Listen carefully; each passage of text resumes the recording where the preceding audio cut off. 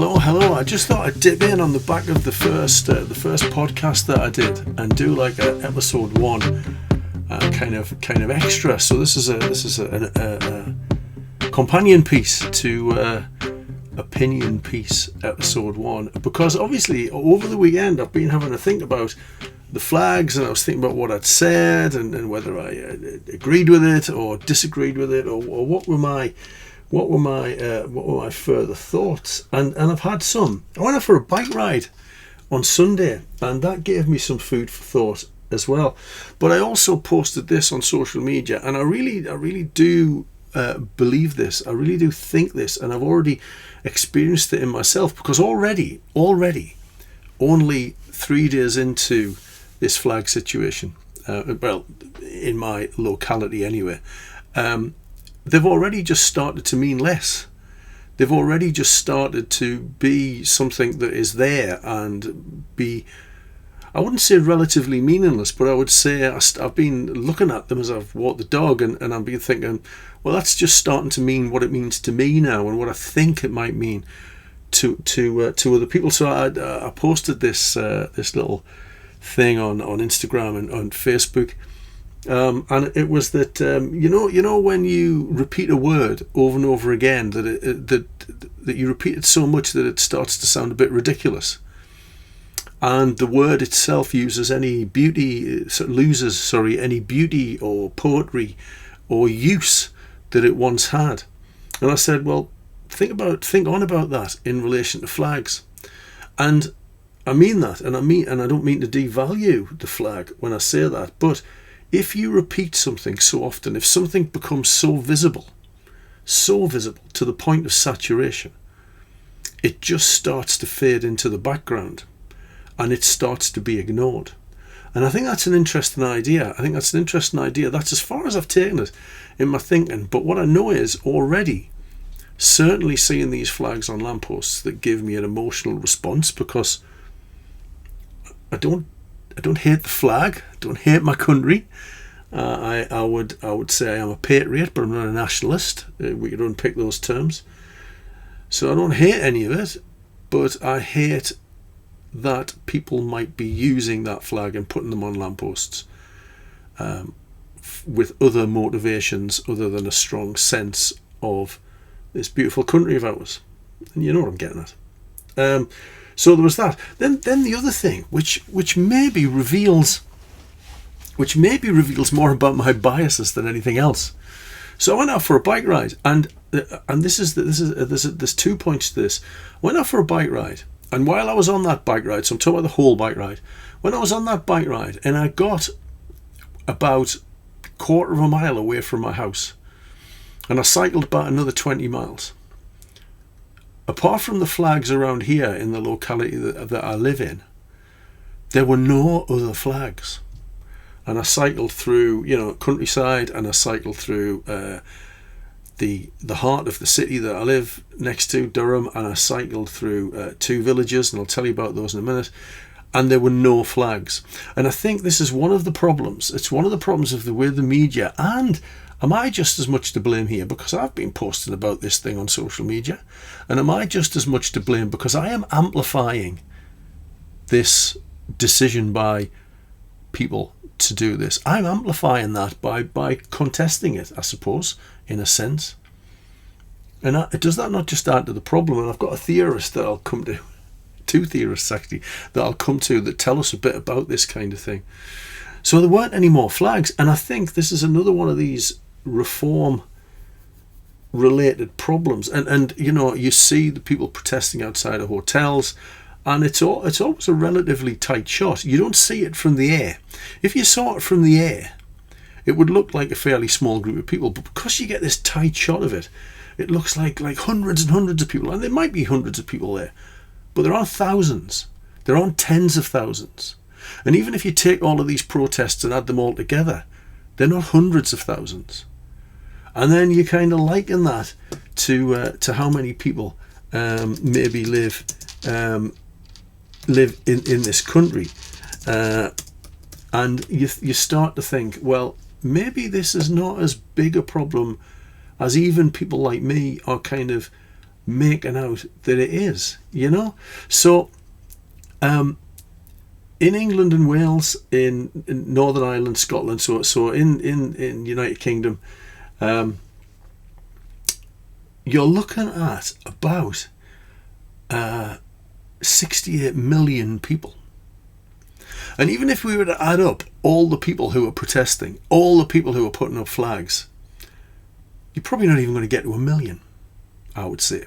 And here's the other thing. I genuinely think that the vast majority of people don't either like the raising of flags or loathe the raising of flags, but really, apart from the odd, maybe making the odd comment in the pub or to their family or their missus or whatever, they probably don't care. They're probably just getting on with their lives and not being too bothered about all of this, you know?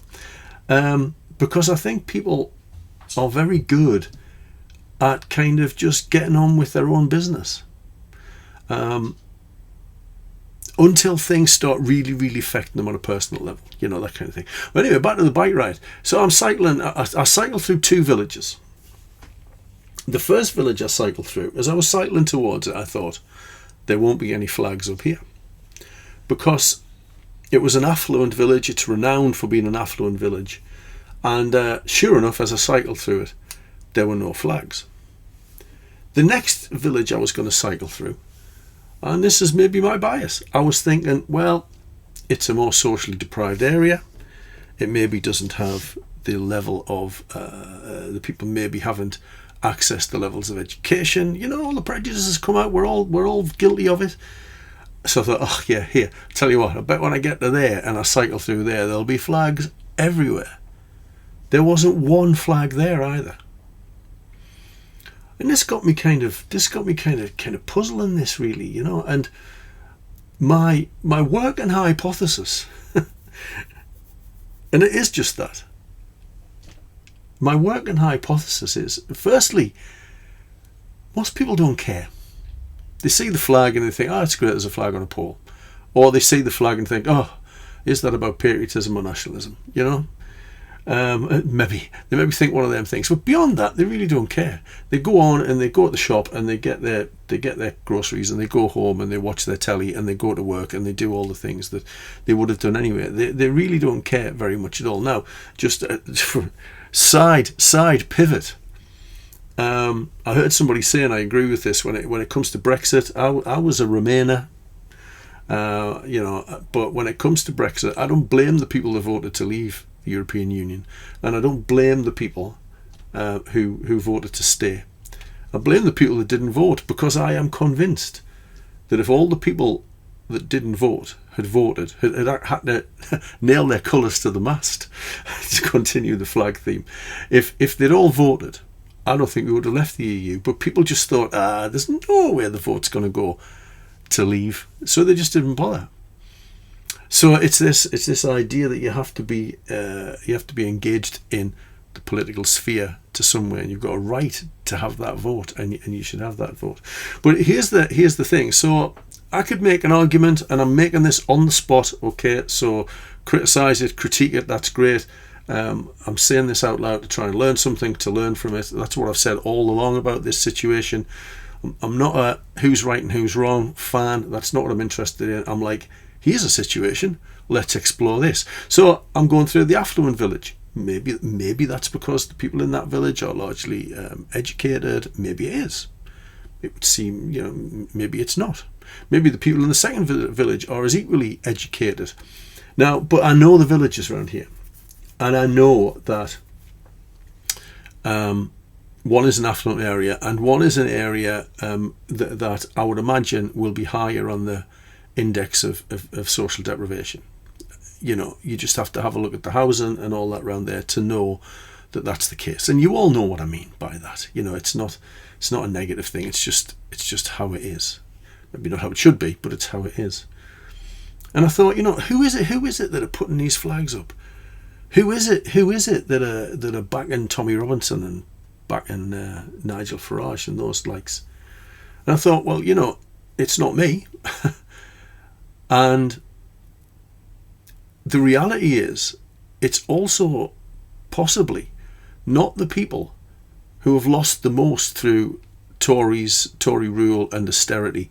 It's not them either, because those people who are living in poverty, second village stuff, living in poverty or living just on the breadline, living with just enough, those people have got better things to do than be spending their hard-earned money, their little amount of money they've got, to make sure their lives are okay and their children's lives are okay and their families' lives are okay. They're not going to go out and buy flags, find a ladder and go and stick them up flagpoles. They're not going to do that, because they're more concerned and more worried about living from day to day, living from week to week, living from month to month. That's the reality of living in poverty, isn't it? That's the reality of that. That's what we should be targeting. That's what we need to go after, you know? Not refugees, not immigrants. We need to go after them people. We need to go after poverty. We need to go after poverty as a thing, not people who experience it. Poverty is a thing. Let's turn that around. But anyway, so if you're living in poverty, you're more worried about day-to-day life than you are about big picture stuff. And really, here we are in the northeast of England, where a boat coming across the channel or whatever, it impacts us very little indeed. That's honestly. So these things aren't a reality for those people in those worlds, because either they've not got the kind of cognitive bandwidth, they've not got the space in their heads to be thinking about it, because they've got life going on. So who is it that are raising these flags? And my working hypothesis is it's actually people that are doing all right. People that have got no cause to complain, because whenever I ask, through social media largely, or whenever I ask somebody, just tell me what it is then that's going so wrong for you as an individual, people seldom have an answer. Because I wonder whether the people that are putting these flags up are people that are actually doing all right. You know, they're doing okay. They might not be doing brilliant. Austerity has affected us all, you know, no matter what your kind of financial status, it's affected us all. But I just wonder, are the people who are doing this, they're actually all right? Because they've got the time, they've got the money, they've got the resources to kind of go around putting flags up, buying the flags, making sure they've got ladders and going and doing this. So I just wonder. The other thing I wondered was, are they actually people from around here? You know, or we know this, don't we? We know this from some of the protests that we see, that actually sometimes it's people that don't come from the locations, villages, towns where these protests are going on. We know that. Is it that, or is it not? Some theory. Press stop now if you're not into this kind of thing. But it's really interesting thinking through what people have said about why this kind of thing happens. And the first one is a guy called McLuhan. And his famous phrase is, the media is the message. So on social media, for example, we respond to things in particular ways because of the medium, not the message. Yeah, did you get that? So the medium is very soundbitey, it's very quick, it's very confrontational. The medium demands that. Facebook, Twitter, Instagram, or whatever, they demand that. That's what generates the likes. That's what generates the algorithm pushing things to the top. So it's not what's contained in the message, it's the medium that's the message. Whatever I'm about to say, respond confrontationally. Whatever I'm about to say, get angry about it. Whatever I'm about to say, respond with a soundbite. That's what it says. So McLuhan would think about stepping back from the content, the flag, and instead thinking about the medium of display in a public place itself. So the flag is not just a fabric with colours, it's a medium of communication, and its power lies in visibility and repetition here, doesn't it? It does. They have to be made visible, they have to be high, they have to be repeated over and over again to get the message over. So when they're attached to lampposts or other street paraphernalia, then it transforms the street into a broadcast channel. The saturation of the message, the broadcast channel that says this identity, this allegiance, this sentiment is normal, it's dominant, and it's everywhere. And actually it isn't. Because let's assume that people are putting these things up out of nationalistic tendency. So it's not just because they love their country, it's because they think their country is the best and it needs to be protected from other people. That's nationalism. So the flags, visible and repeated, are saying all of that. And they're saying all of that even if that's not why you put them up in the first place. Because of the narrative that's being pushed in the media, the narrative is that that's what they're about. Even though some of the media are trying to unpick it, that's the dominant message, isn't it? That's where these are coming from. They're a Tommy Robinson backed, Farage backed kind of statement, and we know where those two guys are coming from, don't we? We know that. So the flag is what McLuhan would call a hot medium. It's high definition. It has a a complete, unambiguous message, except it doesn't, does it? Because we go back to the first podcast, not this one, the first podcast, that actually the meaning of that flag is diverse. It's as diverse as the amount of people who possess that flag in their psyche. The amount of, I have that flag in my psyche, and that flag means things very different. There'll be a subset where we all agree, it's the whichever flag you're talking about, it's the flag of England or the flag of Great Britain. It makes me proud to be from that country, etc. But then there'll be other things as well, won't there?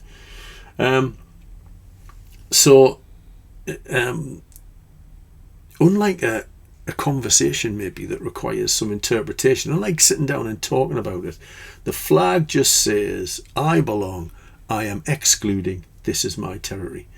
The audience doesn't need to do much interpretive work around that, I would argue. And then that gets us to another guy who I've been reading lately, Baudrillard. From symbol to simulation is kind of what he talks about, and he talks about living in a hyper-real world. So a flag might represent a tangible nation, a people. It might represent a sovereign. It's the king's flag. But in Baudrillard's terms, it's a second order sign. The cloth signifies the nation. But in the present, the flags maybe no longer represent a stable reality. Because they don't. Because they're different things to different people. It also produces, I think, an illusion of solidarity. I was reading in the press the other day, it's plenty of time to the next election. Give Farage enough time, it'll all break down. Because sometimes there's a lack of solidarity, but such things as flags and bold statements, stop the boats, create an illusion of solidarity, create an illusion of belonging, because actually even the people who are saying stop the boats will have diverse views on other things. Even the people that are putting up flags will have diverse views on other things. Of course they will. Life's complicated. Life's a complicated business, So what Baudrillard would say is that the replication of these flags in social media, the flag flying high, it's always a really, it's a nice picture. It's not the flag like the flag that I can see from my house right now.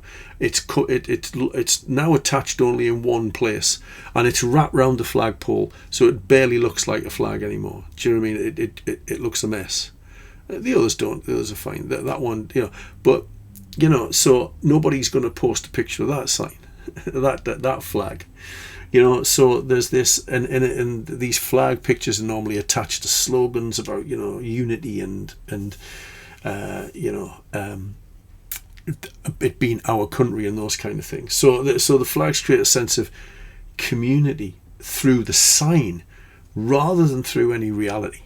And we post that on social media, and then the sign, not the reality, becomes the hyper reality. So Baudrillard would describe this as meaning then collapses because the sign has no meaning anymore. So the danger is that the flag is no longer tethered, would be a good word when we're thinking about the lamppost. It's no longer tethered to the nation as a symbol that is understood, I suppose, as a complex thing, because the flag on the street, on the pole, is not Britain, and we know it's not. We know it's not, because we know Britain is diverse. But the flag on the pole and the slogans are a simulation of Britishness. That may well be louder and more convincing than actually what's going on in reality. But the reality is 6, 7, 8 flags in my locality, but none anywhere else. That's the reality. But the hyper-real version of that is that everybody sees flags everywhere. They're everywhere. Well, they're not. They're not. They're everywhere in social media. They're everywhere in the press. Although I have to say, The Guardian this morning had a couple of interesting articles on them, but not many pictures of them, that kind of thing. So that's really interesting. So, McLuhan,